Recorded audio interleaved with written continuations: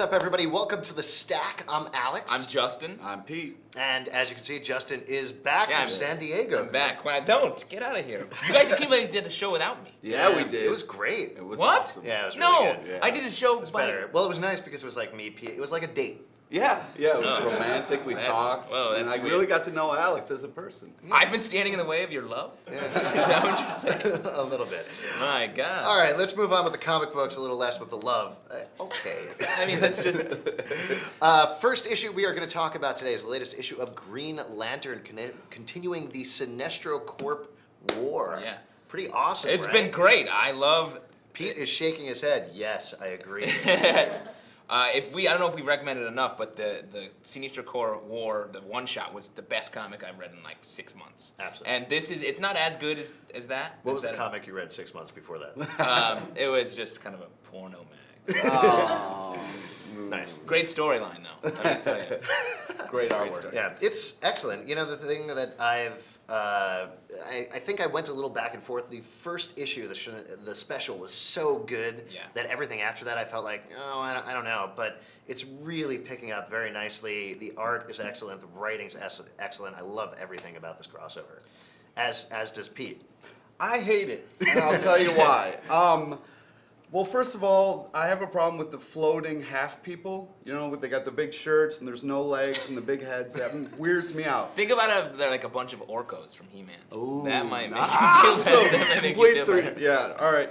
I love them now. This is an amazing comic. The writing is so great. No, there's just too many people, too many people. There's too many Green Lanterns, too much stuff going on. I have no idea. Every time I pick up this comic, I become more confused than when I started. Here's where I entirely disagree with you on this. Go ahead. Right? Let's do I this. entirely disagree with you. I watched Gandhi with Pete. He blew a gasket. Too many extras. Too many I was like, people. who is that guy in the background? You want to know the backstory of all the Yes. thousands of extras in every shot.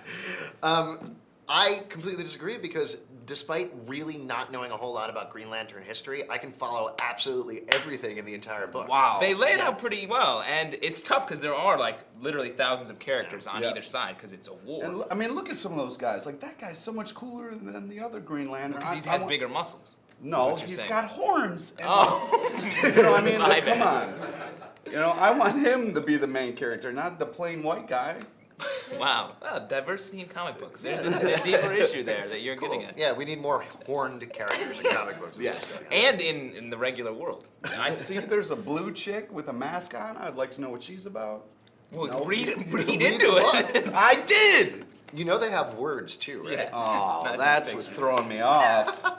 Anyway, they're setting up a lot of great stuff. You get to see some cyborg Superman and the anti-monitors in there for a couple minutes. It's Yeah. great. What? That's so confusing. It's Confuse awesome. yeah. All right. Yeah. All right. Some We're going to more move on. Talk buzzwords. about something else that I also thought was pretty awesome. Latest issue of New Avengers. Yeah. This issue and this series in general is great. I love it. It's been great. All the Skrull stuff, they're peppering it in there. It's starting to pick up heat. Are you nodding yes? Yeah, I've loved the New Avengers. I've been all about it since issue 1, and it's been very exciting. But this one I felt like was just treading water.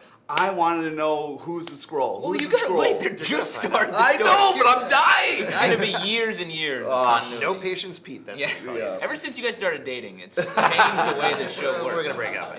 Oh no. We'll talk later after the show. One thing about this issue is it's kind of moving from one storyline to the next. It's taking you from the beginning of the Skrull storyline, which is peppering throughout, to the start of the next storyline, which is all about the Hood, a character created by Brian K. Vaughan, who essentially is taking over the supervillain underworld, which is for the first time in the Marvel Universe. So this is showing the beginnings of that, or rather kind of the middles of it, I guess. Which I think is a weird move because the Hood was a series, a 6-issue series, way back in the day, and no one read all it. the way back like 2 or 3 At years least. ago. Well, but it was before Brian K. Vaughan You know. became a big deal. Yeah, back when we were little. Yeah, I grew a lot last year. Yeah. Let me just say, puberty was not kind to me.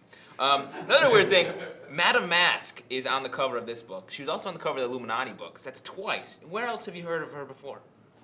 I don't know. And she's, are they pushing this on us? And Yeah, also, I think so. Deathlock was in here, which something at the Comic-Con, Joe Quesada, someone was like, what's a character you've been wanting to see? And he was like, Deathlock's going to come up huge. Yeah. And then we see him in this issue, so I think that Yeah, means there you go. Deathlock is going to be a factor. Something like that.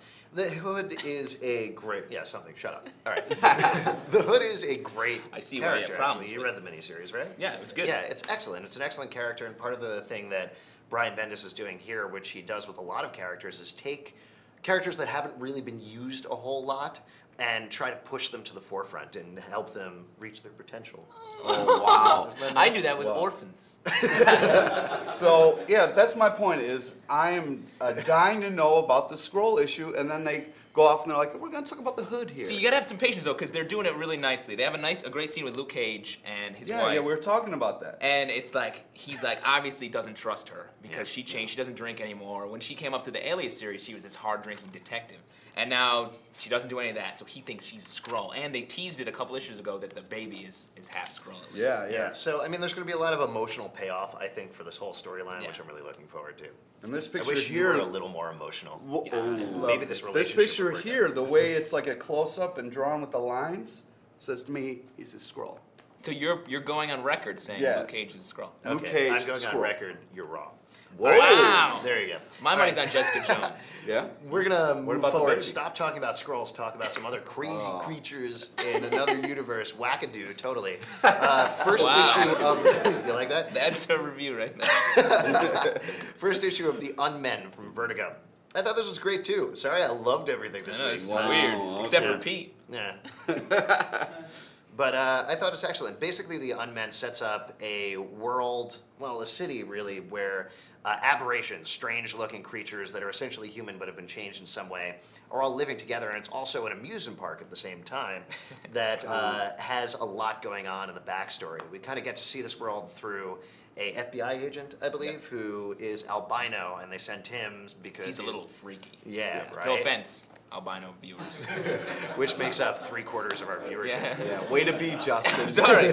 Well, why would they Sorry. write it that way unless they're trying to make a Yeah, statement? there you go. Well, yeah, I feel like it's kind of like a mutated Coney Island is where I was just at Coney Island yesterday, and it's weird. So it's like Coney Island. Yeah, exactly. Okay, exactly. A lot of the characters in this, I feel like, were drawn by a kid, and then he grew up and was like, I'm gonna write those in a comic book. There's a brain with a hand. There's a woman with a breast on her Yeah, back. it's like It's like very, very, and then I think it might turn out to be interesting, but we'll see. yeah, it's very funny the way it's like all of a sudden there's this guy, he's got this huge brain, but then he like sits down and the brain like jumps off and it's like a hand is like the actual part of it. It's great. It's really inventive. There's some great sort of visual jokes going on in the issue, and it really sets up the world very nicely. All of the characters that are involved, all of the plot. It's almost like a pilot episode in a way, I think, that it sets up all the things that are going to happen this season on The Unmet. You like Wow, that was well done. Wow. Thank you very much. That's great. Hollywood back executives, yeah. Man, it's torrid between you two. It's ups and downs like a roller coaster. Yeah. And I'm in the middle. Definitely highly recommended. Like it a lot. Yeah, Good that's series. another great Vertigo book. I mean, what with Why the Last Man Coming to an End, I think Vertigo is trying to punch out some good stuff that can replace it, and hopefully with this, DMZ is a great book, and Fables, that'll be a nice Yeah. top tier. There you go. We're going to move on. Totally wackadoo. We're going to move along to a wackadoo email we got from a viewer. Lisa Angelo from Brazil wrote in and said, did anyone read and buy books made by Liefeld? And Image is really publishing Youngblood? What? That crazy image. Yeah, so Lisa Angelo, to answer your questions. And everyone else can listen too. Yeah, but no, this is specifically to you. We know you're an albino, so you're going to enjoy this. We know you're an albino. Which is good. We all bought books by Liefeld, right? True. Back in the day? As a kid, I remember highly anticipating the package of all the first Image books. Oh yeah, the everything when he started on New Mutants, I loved it. I thought it was awesome, and it wasn't until years later when I look back on his books, I'm like, wow, there are no feet on these people, and they're all standing like. Yeah. They all had so many guns. They all had mutant powers, Yeah. but they carried like 4 guns. So he's. I don't know. We saw him on the Image Founders panel at Comic-Con, and I feel bad that everyone talks trash. He seems like a nice guy, but everyone just trashes on him. Also, because he got so famous on that Levi's commercial back in the day, I think everyone was like, he's a comic book guy, he shouldn't be famous. So everyone trashed him after that. Yeah, I think so. You know, and it also, he talked a little bit about how he had kind of a wild man reputation going on, at least. What? See, it's funny to hear you say that. Yeah, I mean, he's a wild. Wild, It's crazy. Yeah. He's wackadoo. Yeah. Nice.